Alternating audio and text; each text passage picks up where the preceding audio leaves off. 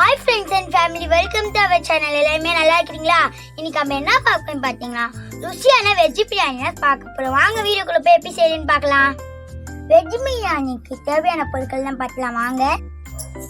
தக்காளி, பச்சை மிளகாய், உருளைக்கிழங்கு, பட்டாணி, மீன்மேகர், கொத்தமல்லி, புதினா, வெங்காயம், பீன்ஸ், கேரட், ஸ்பைசஸ், லெமன், தயிர், இஞ்சி பூண்டு பேஸ்ட்.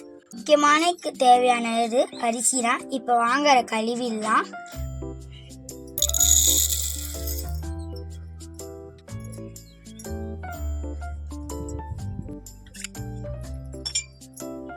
தண்ணீர் ஊற்றிக்கலாம்.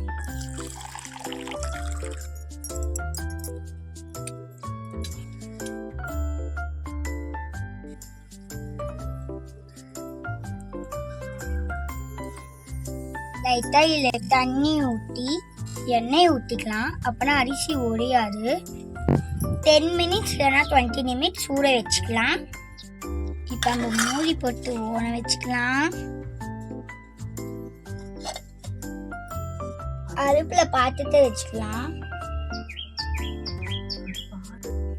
பாத்திரத்தில் எண்ணெய் ஊற்றிக்கலாம்.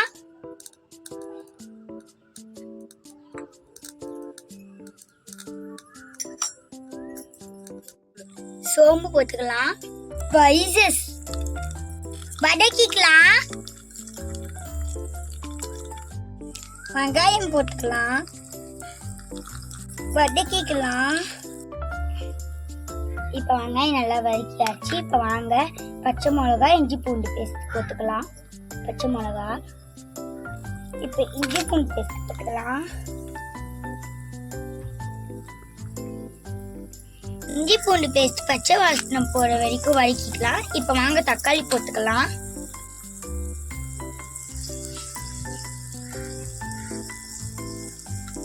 வதக்கிக்கலாம். இப்போ நல்லா எல்லாத்தையுமே வதக்கியாச்சு.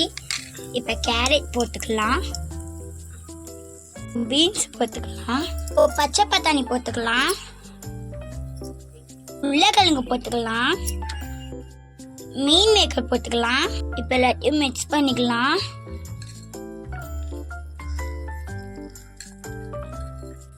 வெஜ் பிரியாணிக்கு தேவையான உப்பு போட்டுக்கலாம். மிளகாத்தூள் போட்டுக்கலாம். மஞ்சத்தூள் போட்டுக்கலாம். கரம் மசாலா போட்டுக்கலாம். தயிர் ஊற்றிக்கலாம். நான் இதில் தான் 1 கப் அரிசி எடுத்துக்கிறேன். இதுலேயே நான் 2 கப் தண்ணி ஊற்றி காய்க்கு தேவையான தண்ணி ஊற்றிக்கிறேன். எல்லாத்தையும் நம்ம இப்போ மிக்ஸ் பண்ணிக்கலாம். இப்போ கொதி வர வரைக்கும் வெயிட் பண்ணிப்போம். காய் வெந்ததும் இப்போ மூடி போட்டுக்கலாம். இப்போ நல்லா கொதி வருது. நம்மளோட காயும் நல்லா வெந்துருச்சு. இப்போ நம்ம ஊற வச்ச அரிசி எடுத்து இதில் போட்டுக்கலாம்.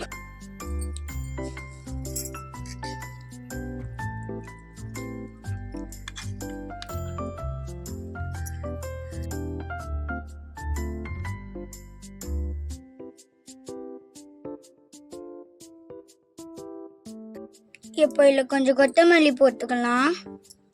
புதினா போட்டுக்கலாம். லெமன் சாறு ஊற்றிக்கலாம்.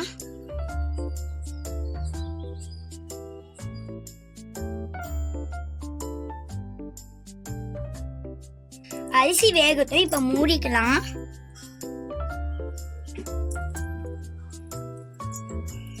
ஃப்ரெண்ட்ஸ், நம்மளோட வெஜ் பிரியாணி நல்லா ரெடி ஆயிடுச்சு. இப்போ இதை ஒரு பிளேட்ல மாட்டிடலாம்.